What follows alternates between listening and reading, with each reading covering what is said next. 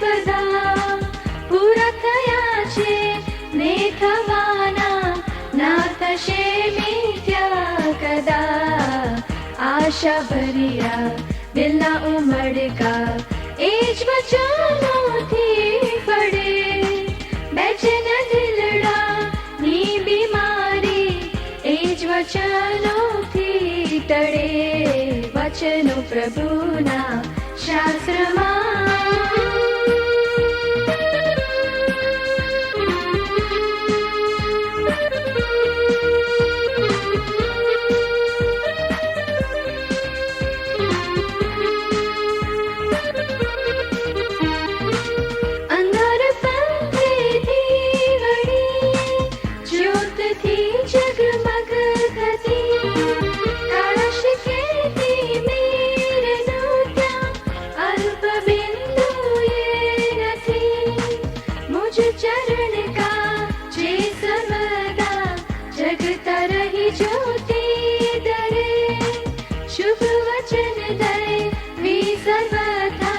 चलता रही चौकी करे वचनो प्रभु।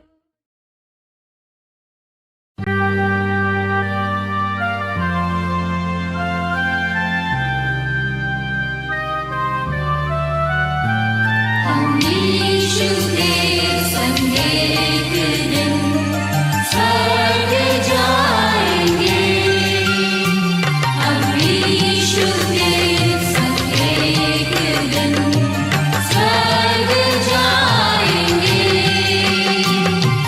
पिता को देखेंगे,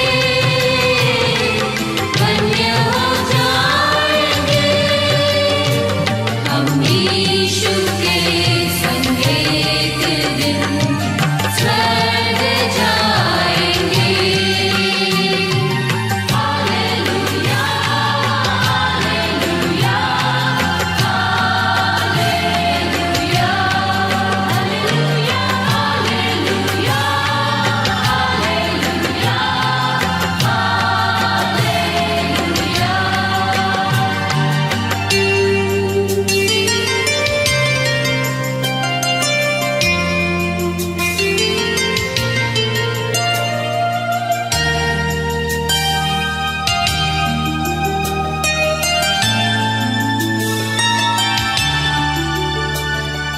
दुख से भरे ये दिन बीत जाएंगे। दुख से भरे ये दिन बीत जाएंगे। हर पल हम यीशु के संग आनंद मनाएंगे। हर पल हम यीशु के संग आनंद मनाएंगे। हम यीशु के संग एक दिन स्वर्ग जाएंगे। Hallelujah, hallelujah, hallelujah, hallelujah, hallelujah,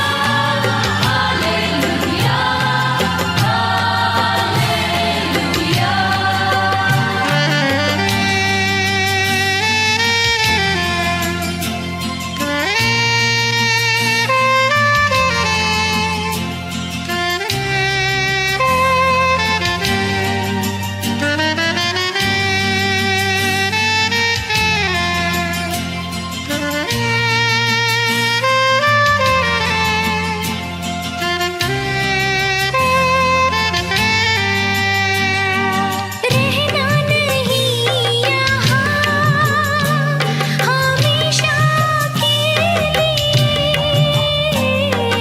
रहना नहीं यहाँ हमेशा के लिए। परदेसी है हम यहाँ थोड़े दिनों के लिए। परदेसी है हम यहाँ थोड़े दिनों के लिए। हम यीशु के संग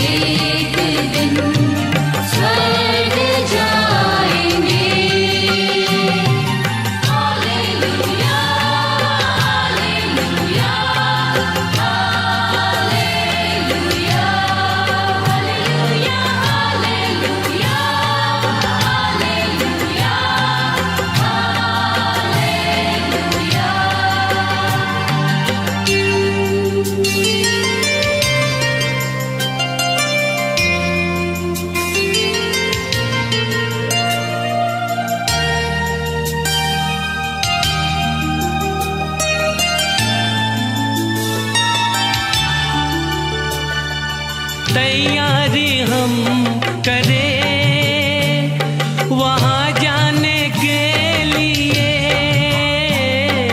तैयारी हम करें वहाँ जाने के लिए। यीशु जल्द आता है हमको लेने के लिए। यीशु जल्द आता है हमको लेने के लिए। हम यीशु के संग एक दिन स्वर्ग जाएंगे। हम यीशु के संग एक दिन स्वर्ग जाएंगे। पिता को देखेंगे, धन्य हो जाएंगे। हम यीशु के संग एक दिन स्वर्ग जाएंगे। Hallelujah, hallelujah. નવા દિવસની શરૂઆતમાં આપણો તારનાર જે પાછો આવવાનો છે એના પ્રિય નામમાં આપ સર્વનો આવકાર કરું છું. આ અઠવાડિયામાં પ્રભુએ મારા વિશ્વાસને મજબૂત કર્યો છે, તાજો કર્યો છે, અને મારી આશા છે કે તમારી સાથે પણ આ બાબત બની હશે, અને એને માટે પ્રભુનો આભાર માનીએ. શિક્ષકોને માટે પણ આભાર માનીએ. આ અઠવાડિયાના છેલ્લા દિવસે પણ આપણે અંત સમય વિશે જોવા માંગીએ છીએ, ખાસ કરીને ગગનાગમન એટલે કે રેપ્ચર, જેમાં પ્રભુની મંડળી એ પ્રભુને મળવા માટે એ આકાશમાં ઉંચકાઈ જવાની છે. અજાયબ જેવી ઘટના જે બનવાની છે એના વિશે શાસ્ત્રોમાં શું લખ્યું છે, બાઇબલમાં શું લખ્યું છે, એના વિશે આજે આપણે અધ્યયન કરીશું. આજે આપણી સાથે શ્રી સિરિલભાઈ પરમાર, કે જેઓ CNI ચર્ચ વલસાડના સભ્ય છે, તેઓ આ અધ્યયનમાં આપણને દોરવાના છે. સિરિલભાઈનો પ્રભાવ એ ઘણા બધા વિદ્યાર્થીઓ પર રહ્યો, કારણ કે તેઓ ઉત્તમ બાઇબલ શિક્ષક છે, અને અમારા જીવનો પર એટલે કે મારા અને ફ્રેનીના જીવન પર પણ એમનો ચોક્કસ પ્રભાવ છે. એને માટે પ્રભુનો આભાર માનીએ, પ્રભુની સ્તુતિ કરીએ. તેઓ નિવૃત્ત શિક્ષક છે. તેમના પત્ની મોનાબેન, તેઓ પ્રાઇવેટ નર્સિંગ કોલેજમાં પ્રિન્સિપાલ તરીકે સેવા આપતા હતા, અને તેમનો દીકરો એ ઓસ્ટ્રેલિયામાં પોતાના કુટુંબ સાથે સ્થાયી થયો છે. તો સિરિલભાઈ, અમે તમારો આવકાર કરીએ છીએ, અને આ સમય હું સિરિલભાઈને સોંપું છું. ખ્રિસ્તમાં વાલા ભાઈઓ અને બહેનો, પ્રભુના પવિત્ર વચનો લાવવાને માટે આ જે મૂલ્યવાન તક મને આપવામાં આવેલી છે એને માટે હું પ્રભુ પિતાનો આભાર માનું છું, અને એ સાથે આ તક પૂરી પાડનાર CNI ડાયોસિસનો પણ આભાર માનું છું. મને જે વિષય આપવામાં આવ્યો છે એ મંડળી અને ગગનગમન, અને આ વિષયને માટે જે શાસ્ત્ર વાંચન આપણે કરવા માંગીએ છીએ, બે જગ્યાએથી શાસ્ત્ર વાંચન કરવા માંગીએ છીએ. પહેલું શાસ્ત્ર વાંચન છે 1 થેસ્સાલોનિકી 4થો અધ્યાય અને એની 13 થી 18 કલમો. 1 થેસ્સાલોનિકી 4થો અધ્યાય અને એની 13 થી 18 કલમો. અને આ વચનોની અંદર આ રીતે લખવામાં આવેલું છે: પણ ભાઈઓ, ઊંઘી ગયેલા વિશે તમે અજાણ્યા રહો એવી અમારી ઈચ્છા નથી, જેથી બીજા માણસો જેઓને આશા નથી એવાની પેટે તમે ખેદ ન કરો. કેમ કે ઈસુ મરણ પામ્યો ને પાછો ઉઠ્યો એવો જો આપણે વિશ્વાસ કરીએ છીએ, તો તે જ પ્રમાણે ઈસુમાં જેઓ ઊંઘી ગયેલા છે તેઓને પણ દેવ તેની સાથે લાવશે. કેમ કે અમે પ્રભુના વચનથી તમને કહીએ છીએ કે પ્રભુના આવતા સુધી આપણામાંના જેઓ જીવતા રહેનારા છે તેઓ ઊંઘેલાઓની પહેલાં જનારા નથી. કેમ કે પ્રભુ પોતે ગર્જના સહિત, પ્રમુખ દૂતની વાણી સહિત તથા દેવના રણશિંગડા સહિત આકાશમાંથી ઉતરશે, અને ખ્રિસ્તમાં જેઓ મુયેલા છે તેઓ પ્રથમ ઉઠશે. પછી આપણામાંના જેઓ જીવતા રહેનારા છીએ તેઓ ગગનમાં પ્રભુને મળવા સારું તેઓની સાથે વાદળામાં તણાઈ જઈશું, અને એમ સદા પ્રભુની સાથે રહીશું. તો એ વચનોથી એકબીજાને ઉત્તેજન આપો. એ જ પ્રમાણે આપણે બીજું એક શાસ્ત્ર વાંચન પણ કરીશું, અને એ કોરિન્થની મંડળીને લખેલો પહેલો પત્ર, એનો 15મો અધ્યાય અને એની 51 થી 53 કલમોમાં મળે છે. પહેલો કોરિન્થી એનો 15મો અધ્યાય અને એની 51 થી 53 કલમો. જુઓ, હું તમને એક રહસ્ય કહું છું. આપણે સર્વ ઊંઘીશું નહીં, પણ છેલ્લું રણશીંગડું વાગતા જ એક ક્ષણમાં આંખના પલકારામાં આપણ સર્વનું રૂપાંતર થઈ જશે. કેમ કે રણશીંગડું વાગશે અને મુએલા અવિનાશી થઈને ઉઠશે, અને આપણું રૂપાંતર થશે. કેમ કે આ વિનાશીને અવિનાશીપણું ધારણ કરવું પડશે, અને આ મર્ત્યને અમરપણું ધારણ કરવું પડશે. આવો આપણે આ વચનો ઉપર વિચાર કરીએ તે પહેલા પ્રભુની સહાય માંગીએ, પ્રાર્થનામાં જઈએ.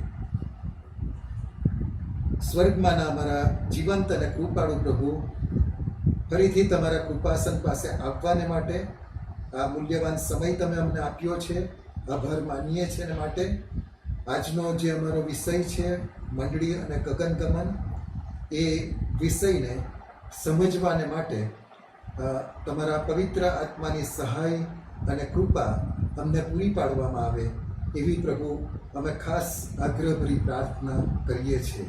તમારી સહાય અને કૃપા એને માટે માગી લઈએ છીએ. અમારી આ પ્રાર્થના પ્રભુ ઈસુ ખ્રિસ્તના નામમાં સાંભળો અને માન્ય કરો. આમેન. આજનો આપણો જે વિષય છે એ મંડળી અને ગગનગમન છે. અને આ ગગનગમન સંબંધી સામાન્ય રીતે 2 પ્રકારની માન્યતાઓ પ્રવર્તે છે. પહેલી જે માન્યતા છે એ પ્રી ટ્રિબ્યુલેશન રેપ્ચર, અને બીજી જે માન્યતા પ્રવર્તે છે પોસ્ટ ટ્રિબ્યુલેશન રેપ્ચર. પ્રથમ જે માન્યતા છે પ્રી ટ્રિબ્યુલેશન રેપ્ચર, એની અંદર માનનારા લોકો એ એવો મત ધરાવે છે કે પ્રકટીકરણના પુસ્તકના 6થા અધ્યાયથી શરૂ કરીને પ્રકટીકરણના પુસ્તકના 19મા અધ્યાય સુધી જે મહાસંકટના સમયગાળાની વાત કરવામાં આવેલી છે, જે દાનિયેલનું 70મું અઠવાડિયું ગણાય છે અને મહાસંકટનો સમયકાળ એ ગણાય છે. આ મહાસંકટનો સમયગાળો શરૂ થાય એ પહેલાં મંડળીનું ગગનગમન થશે. બીજા શબ્દોમાં કહીએ તો મંડળીને મહાસંકટના સમયનો સામનો કરવો નહીં પડે.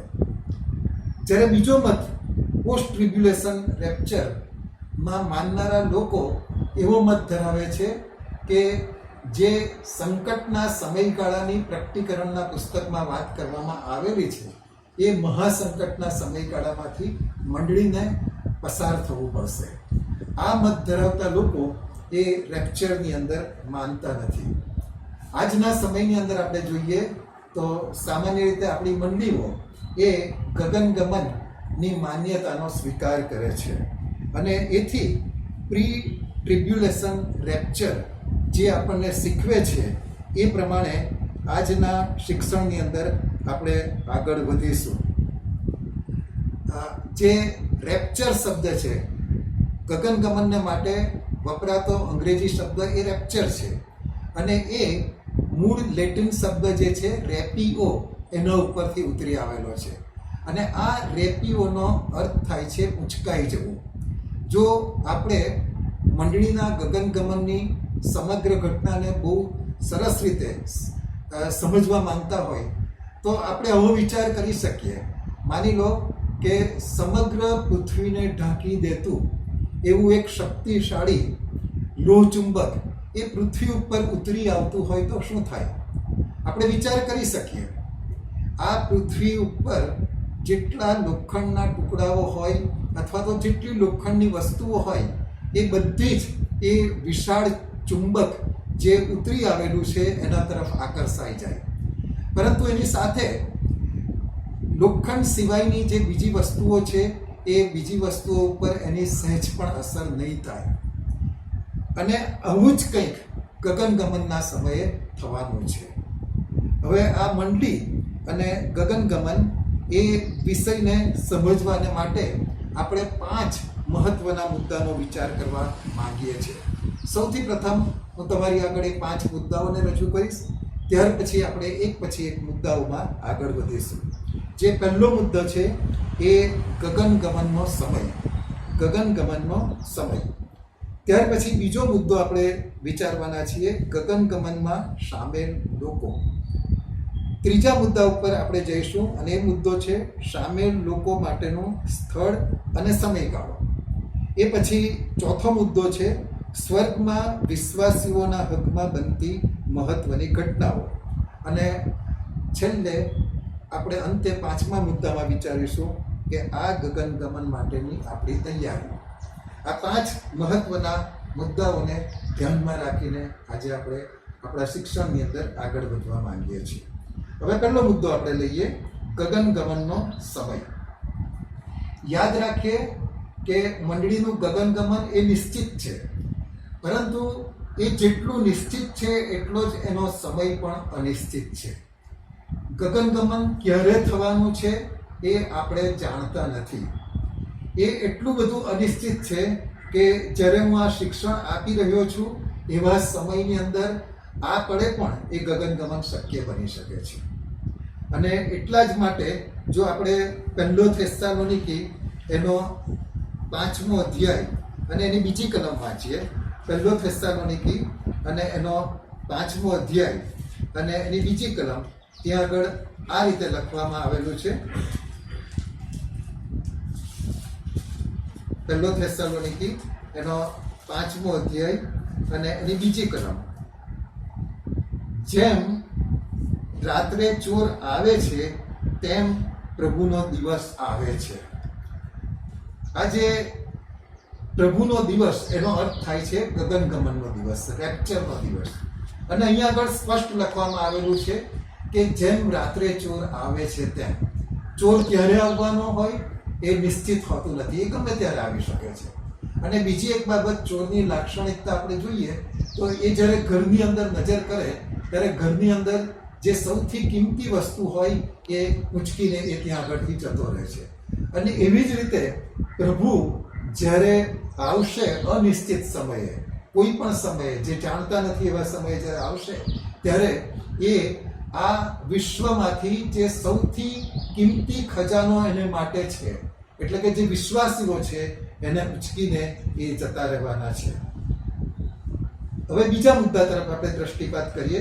બીજા મુદ્દાની અંદર આપણે જે જોવા માંગીએ છીએ એ ગગનગમનની અંદર સામેલ લોકો.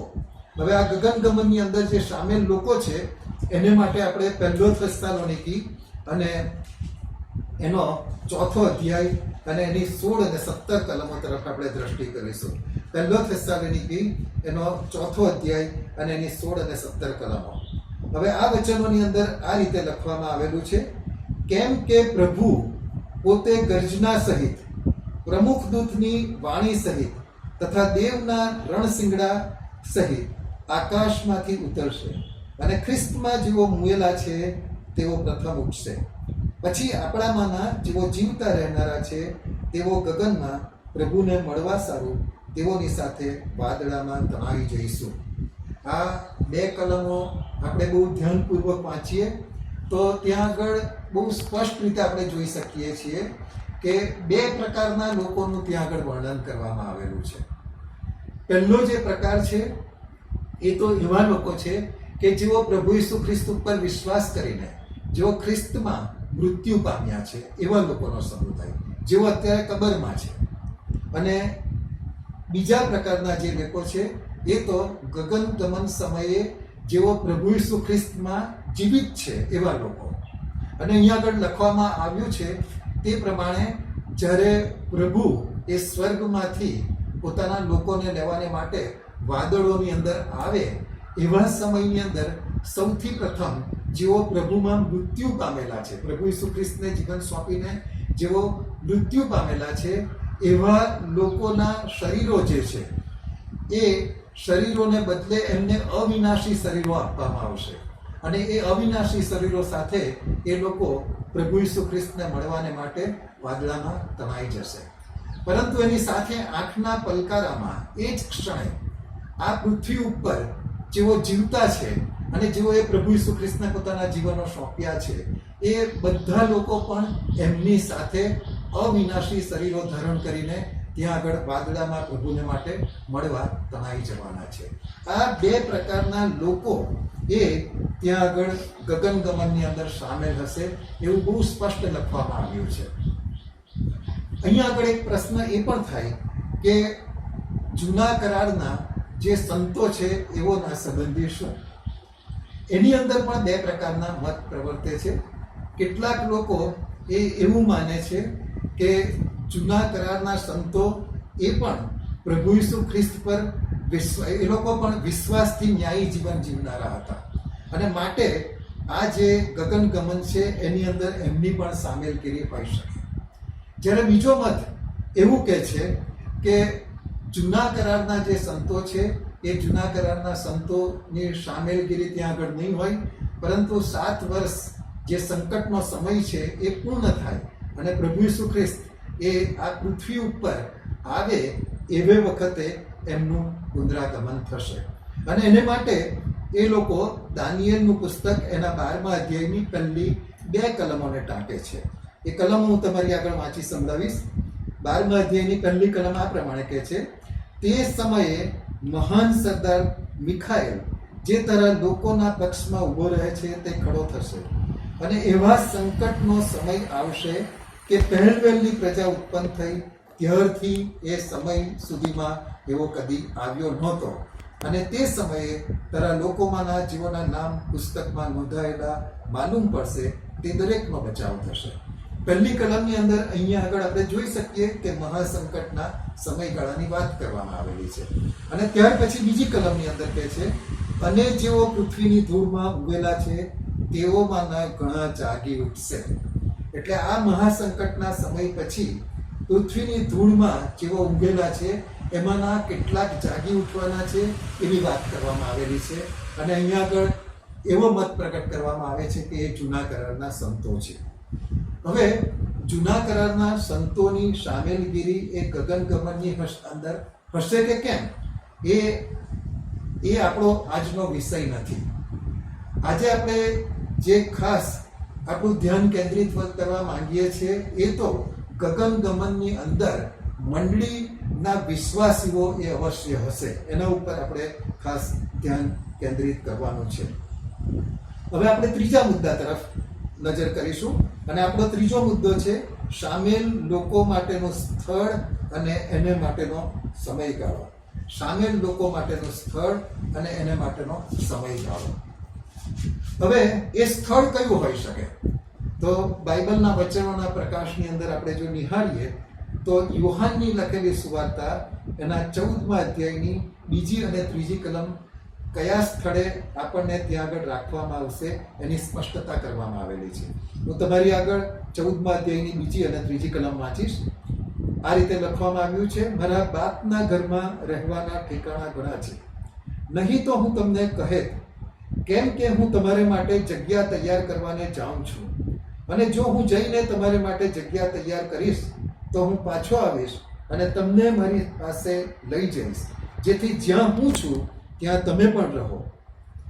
આ વચનોની અંદર પ્રભુ ઈસુ ખ્રિસ્ત પોતાના શિષ્યોને કહી રહ્યા છે કે મારા બાપના ઘરમાં રહેવાના ઠેકાણા ઘણા છે. ઈશ્વર પિતાનું ઘર એ તો સ્વર્ગ છે અને માટે બાપનું જે ઠેકાણું છે એ સ્વર્ગ છે. ત્યાં આગળ પ્રભુ ઈસુ ખ્રિસ્ત જઈ રહ્યા છે અને આપણે જાણીએ છીએ કે સ્વર્ગમાં પ્રભુ ઈસુ ખ્રિસ્ત દેવ પિતાને જમણે હાથે બિરાજમાન છે. એ આપણે સમજીએ છીએ અને જાણીએ છીએ. હવે પ્રભુ ઈસુ ખ્રિસ્ત એ પ્રમાણે કહે છે કે આ જે સ્વર્ગ મારા બાપનું ઘર છે ત્યાં આગળ ઘણા બધા ઠેકાણાઓ, ઘણી બધી જગ્યાઓ છે અને એ જગ્યાઓમાંથી હું તમારે માટે જગ્યા તૈયાર કરવાને માટે જાઉં છું.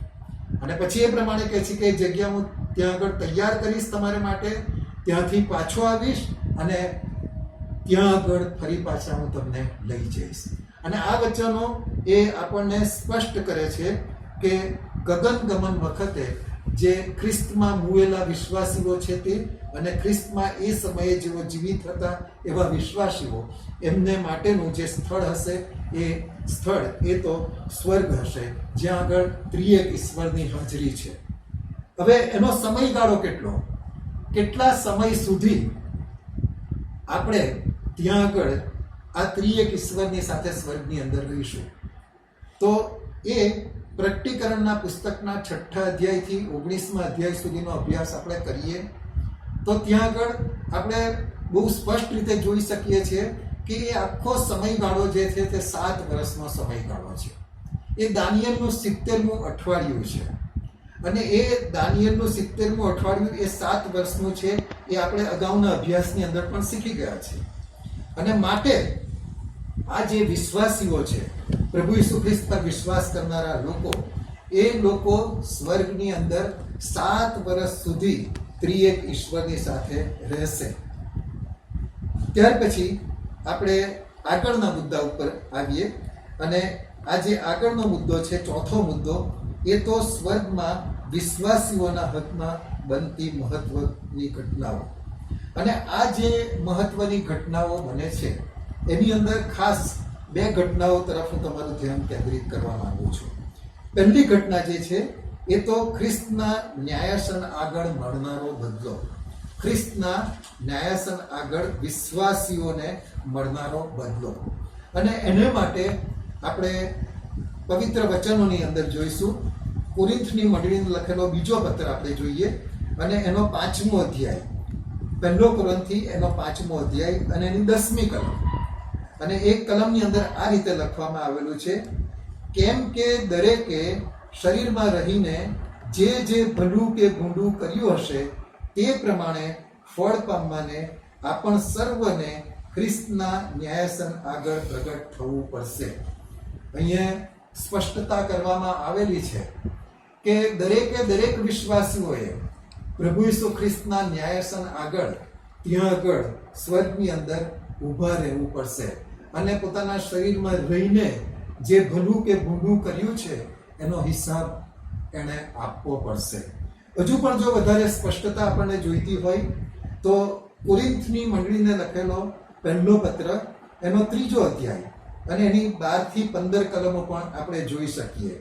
આ 3જા અધ્યાયની 12 થી 15 કલમો એ આ પ્રમાણે કહે છે, પણ જો આ પાયા પર કોઈ સોનું, રૂપું, મૂલ્યવાન પાષાણ, કાષ્ઠ, ઘાસ કે ખુપરા બાંધે તો દરેકનું કામ કેવું છે તે પ્રગટ કરવામાં આવશે. કેમ કે તે દિવસે તેને ઉઘાડું પાડશે, કેમ કે અગ્નિથી તે પ્રગટ કરવામાં આવશે અને દરેકનું કામ કેવું છે એ અગ્નિ જ પારખશે. કોઈએ તે પાયા પર જે બાંધકામ કર્યું હશે તે જો ટકશે તો તેને બદલો મળશે, પણ જો કોઈનું કામ બળી જશે તો તેને નુકસાન થશે, પણ તે જાતે જાણે કે અગ્નિમાંથી બચેલા જેવો થશે. બંને જગ્યાએ આપણે જોઈ શકીએ છીએ કે વિશ્વાસીઓએ પ્રભુ ઈસુ ખ્રિસ્તનું જે ન્યાયાસન છે એ ન્યાયાસન આગળ ઊભા તો રહેવાનું જ છે. અને ઊભા રહીને ત્યાં આગળ તારણના અનુભવ પછી પોતે કેવું જીવન જીવ્યા છે, કયા પ્રકારનું જીવન જીવ્યા છે અને પ્રભુ ઈસુ ખ્રિસ્તને માટે કેવી રીતે વપરાયા છે, એ બધી બાબતોનો હિસાબ આપવાને માટે એમણે ત્યાં આગળ ઊભા રહેવું પડશે. અને તારણના અનુભવ પછી વિશ્વાસી વ્યક્તિ જે પ્રકારનું જીવન જીવે છે એ જીવનને દર્શાવવાને માટે આપણે જોઈ શકીએ છીએ કે કોરિન્થની મંડળીને લખેલા 1 પત્રના 3જા અધ્યાયની 12મી કલમની અંદર એને માટે 6 અલગ અલગ શબ્દોનો ઉપયોગ કરવામાં આવેલો છે.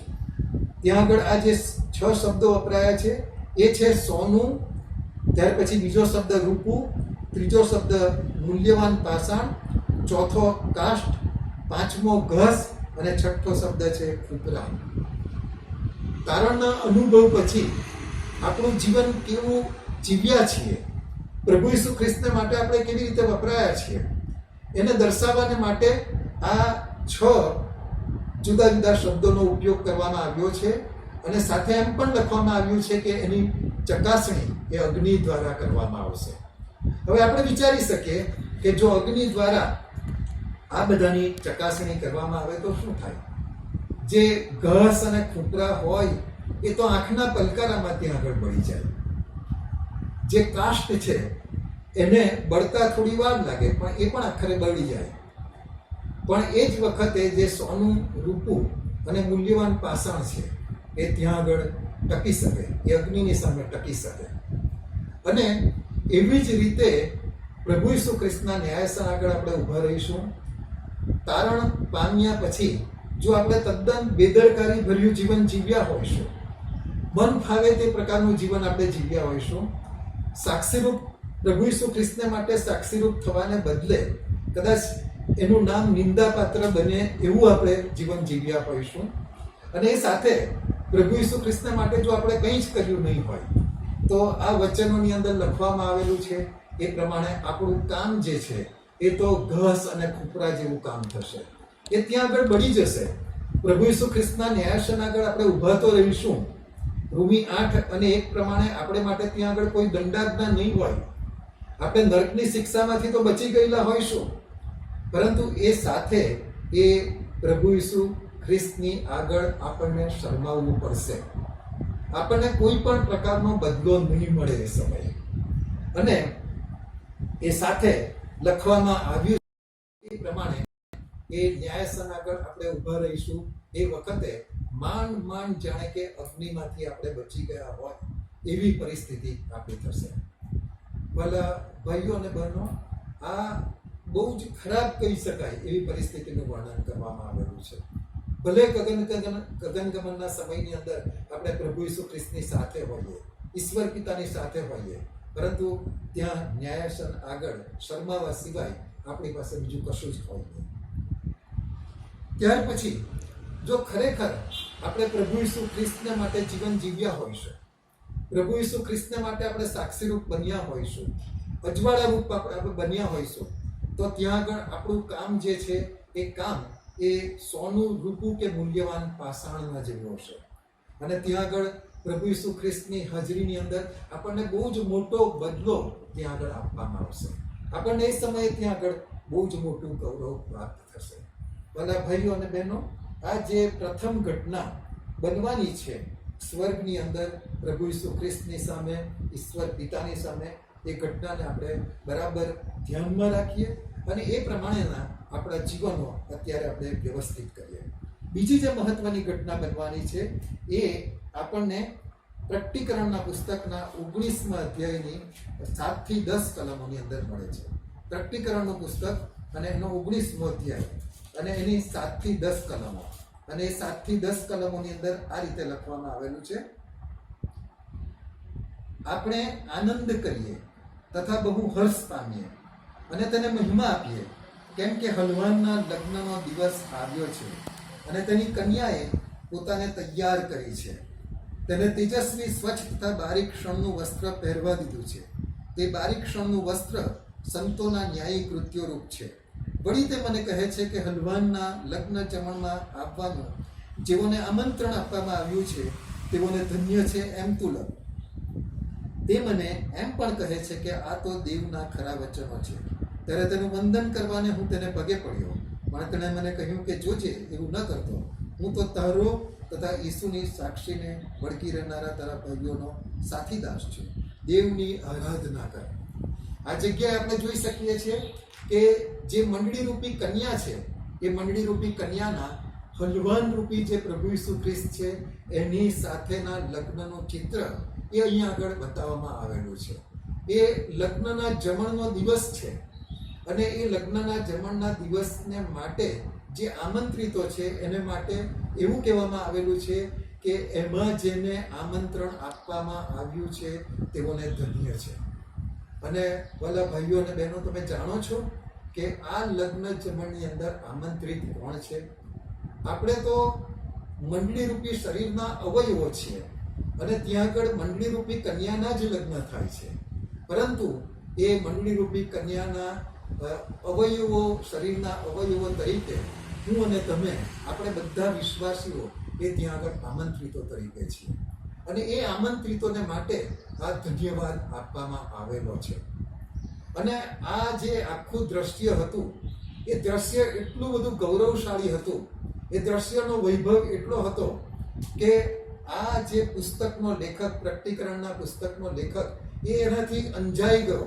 અને ત્યાં આગળ આપણે જોઈ શકીએ છીએ કે એ અંજાઈ ગયેલા યોહાને ત્યાં આગળ જે એને આ દ્રશ્ય બતાવનાર દૂત હતો એ દૂતનું વંદન કરીને એને પગે પડવાની ભૂલ કરી નાખી.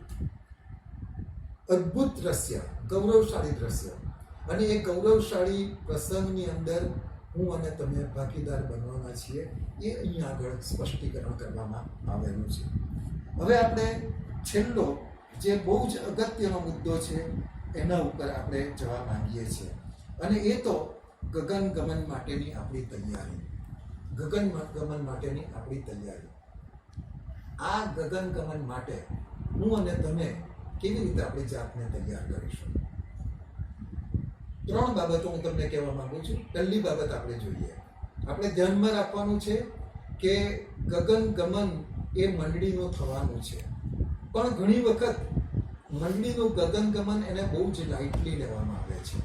આપણે યાદ રાખવાનું છે કે મંડળી એ તો વિશ્વાસીઓનો સમુદાય છે, અને અહીંયા આગળ એવા જ લોકોનું ગગનગમન થવાનું છે કે જેઓએ પોતાના જીવનકાળ દરમિયાન પ્રભુ ઈસુ ખ્રિસ્તને પોતાનું જીવન સોંપ્યું છે, જેઓને તારણનો અનુભવ છે, અને જેઓને પોતાના પાપોની માફીની ખાતરી છે. એવા વિશ્વાસી લોકો એ જ આ ગગનગમનની અંદર ભાગીદાર બનવાના છે. અને એ ગગનગમનની અંદર જો આપણે મંડળીના સભ્ય હોઈએ, કદાચ ને એવું બને કે આપણે મંડળીની અંદર બહુ લોકોનું ધ્યાન જાય એવું કામ પણ કર્યું હોય, પરંતુ જો આપણને તારણની ખાતરી નથી, જો આપણને પાપોની માફીની ખાતરી નથી, તો આ ગગનગમનની અંદર આપણું સ્થાન નહીં હોય. એ નિશ્ચિત છે, એ આપણે ધ્યાનમાં રાખવાનું છે. ત્યાર પછી બીજી જે મહત્વની બાબત હું તમારી આગળ તૈયારી રૂપે કહેવા માંગુ છું, એ તો તારણ પામ્યા હોય તો એ પછીનું આપણું જીવન.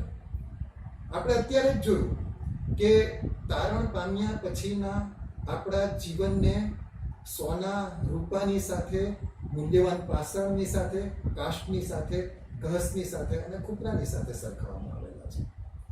અને એ સમયે પ્રભુ ઈસુ ખ્રિસ્તના ન્યાયાસન આગળ આપણને બદલો આપવાનો છે. આ આખો પ્રસંગ એને હું જરા વધારે સ્પષ્ટ કરવાને માટે આ રીતે સમજાવવા માંગુ છું. 26મી જાન્યુઆરીના દિવસે, એટલે કે પ્રજાસત્તાક દિનના દિવસે, દિલ્હીની અંદર મોટા મેદાનની અંદર વિશાળ મેદની હોય એવી જગ્યાએ રાષ્ટ્રપતિને હાથે જે લોકોએ દેશને માટે વીરતાભર્યું કાર્ય કર્યું હોય, અથવા તો દેશને માટે જે લોકોએ કોઈક વિશેષ કાર્ય કર્યું હોય, એમને ત્યાં આગળ ચંદ્રક એનાયત કરવામાં આવે છે, ઇનામ આપવામાં આવે છે. અને રાષ્ટ્રપતિની સમક્ષ કોઈક વ્યક્તિનું ત્યાં આગળ નામ બોલાય છે, અને જ્યારે વ્યક્તિ એ ઇનામ લેવાને માટે આગળ જતી હોય ત્યારે ત્યાં આગળ બેઠેલા લોકો જોઈ શકે છે કે એ તો તદ્દન અજાણી વ્યક્તિ છે, બહુ જ સામાન્ય કક્ષા અથવા તો નીચલી કક્ષા કહી શકાય એવા બેકગ્રાઉન્ડમાંથી, એવી પૂર્વ ભૂમિકામાંથી એ વ્યક્તિ આવી રહી છે. અને કદાચ યુદ્ધની અંદર એનો હાથ કપાઈ ગયો હોય, કદાચ એણે બનાવટી પગ પહેર્યો હોય, અને એટલા માટે ત્યાં આગળ લંગડાતો એ સામાન્ય વ્યક્તિ એ રાષ્ટ્રપતિની પાસે પહોંચે છે.